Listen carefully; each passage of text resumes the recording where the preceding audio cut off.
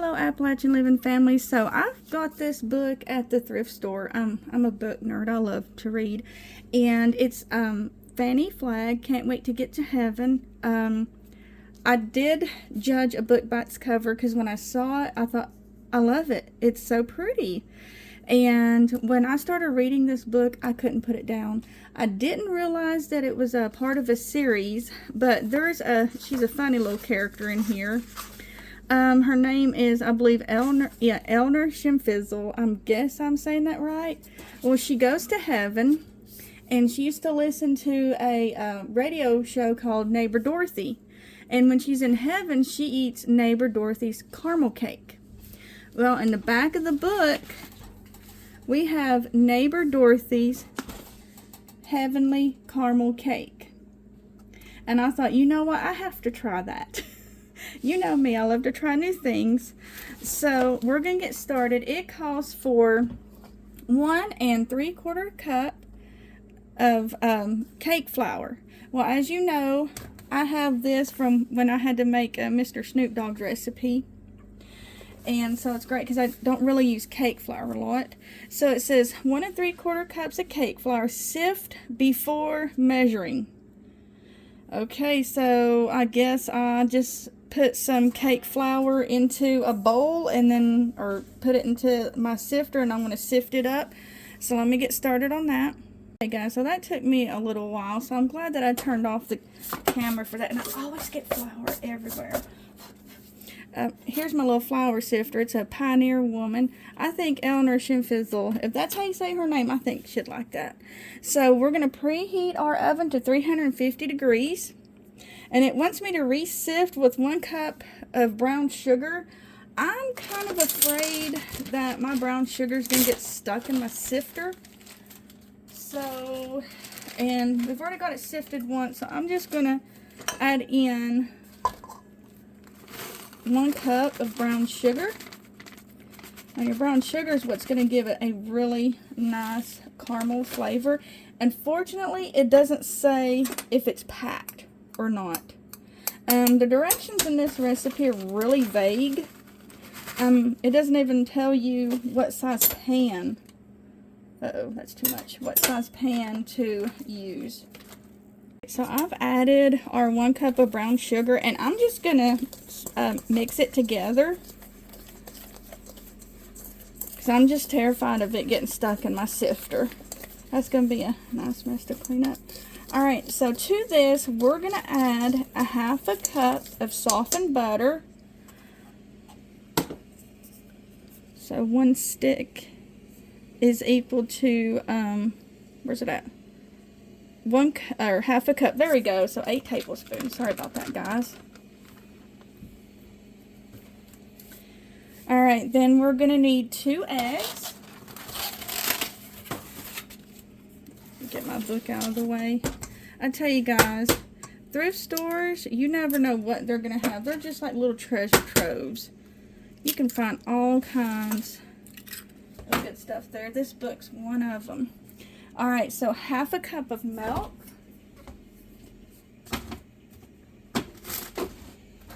Got me rearranging the fridge, trying to find it. Alright, let me make sure this is my half. Yep. So 1/2 cup of milk. Get that. I don't know if this is the author's personal recipe or what. Then we need a 1/2 teaspoon of salt. Pioneer Woman too. Why didn't you tell me it was dark in here? I forgot to turn on the kitchen light.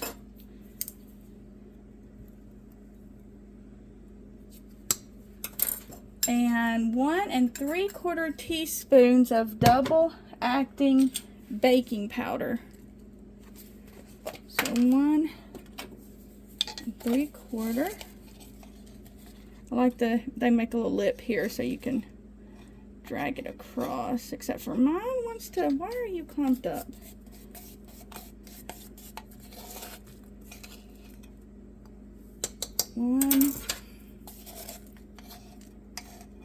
That's a 1/2, and then I'll do 1/4 of that, so I'll be 1 3/4, and then a teaspoon of vanilla extract. Which, guys, I used the last of mine yesterday making pancakes. So we're gonna, it says beat it for 3 minutes. Not a lot of liquid, is it? Okay.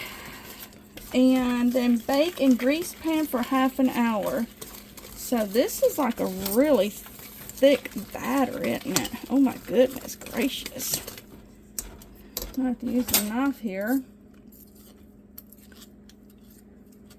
And I don't know if this is an 8x8 or 9x13. It just says beat for 3 minutes.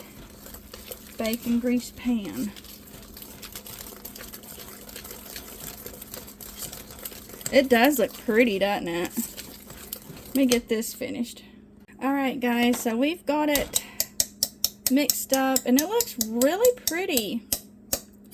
So I have no idea what kind of cake pan to use. So I've just gotten one of my regular round cake pans and I put some nonstick spray in it. Hopefully this doesn't overflow or anything, because I mean it didn't say 9x13 or 8x8 or 9x9, so it's gonna be interesting. I hope it doesn't overbake. And I tried looking online. One lady used a bundt pan and I don't have a bundt pan, but this book is so good. She's such a talented author. It's like I couldn't put it down. Some nights I would stay awake reading it because it's just so good. Let's get all that out. Alright, we're going to put it in the oven for 30 minutes. Alright, so it just came out of the oven and smells really good. I'm going to admit, yes, I did try the batter and it was delicious. So we're going to let it cool and then we'll get started on the frosting. Alright family, so I have taken, I'm so sorry, the cake out of the pan. And it's a little smaller than what I thought. I mean, well, honestly, I didn't really know what to think. But I know now if I want to make it a double layer cake, that I'm just going to have to double it. Or 2-layer cake, sorry. So now we're going to make the frosting. Yeah, that's my almond butter. I love it.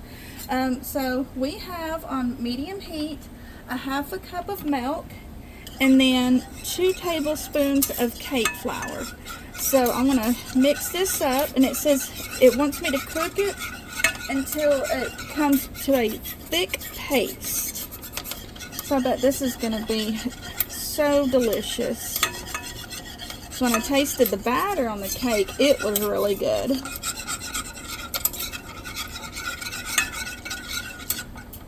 Okay, funny story guys. So I kept stirring and waiting for this to get thick and it never did. My eye's dead. So I've switched it over to this eye right now. Alright, so this has cooked into a thick paste. So I've turned off the heat and I've taken it off the eye. And then I'm just going to let it sit in here and cool while we get started on the rest of the ingredients for the frosting. Alright, for our delicious caramel frosting, I know some people call it caramel, it's just wherever you're from. I've got a 1/2 cup of brown sugar, 1/2 cup of powdered sugar, and then it calls for a teaspoon of vanilla. Like I told you guys, I'm so sorry I ran out, but it does call for that. It calls for a 1/4 cup of shortening. So this is Crisco, we bought it from Sam's Club. So this is how you know it's real frosting. Oh goodness, it got stuck, didn't it guys? Okay. And then a 1/2 cup of butter softened. Mine got softened a little bit too much, but it's okay. I'm going to add that in there anyway. Be alright. And it wants us to beat it until light and fluffy.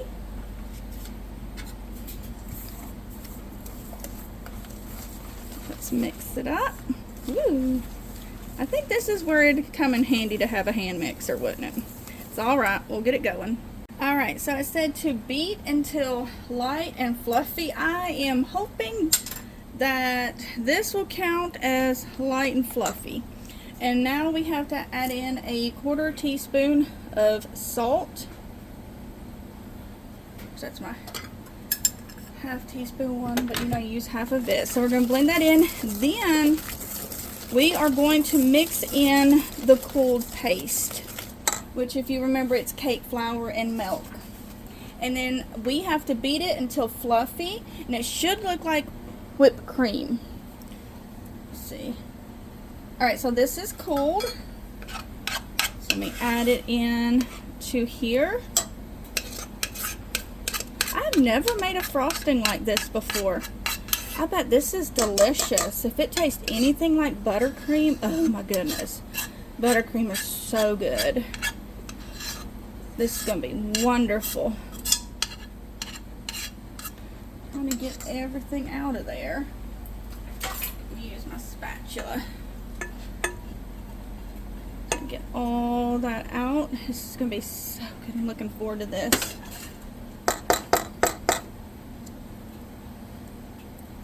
Uh-oh, I lost my spoon in there.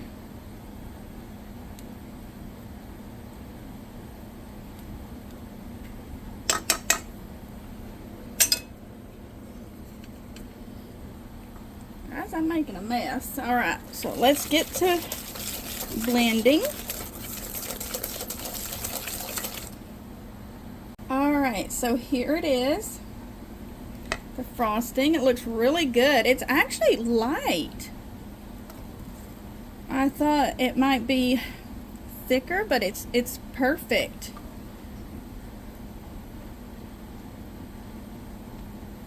Oh, this is going to be so good. Thank you, Miss Fanny Flagg, for sharing neighbor Dorothy's recipe. Now, if you guys don't know Fanny Flagg, you may know another one of her popular stories, books. They've made it into a movie. It's called Fried Green Tomatoes. I'm sure you guys probably have heard of that one, and it's a wonderful book and a wonderful movie. Never read the book, but I've watched a movie and I really enjoyed it. Alright, there it is. Neighbor Dorothy's caramel cake. Hope y'all enjoy.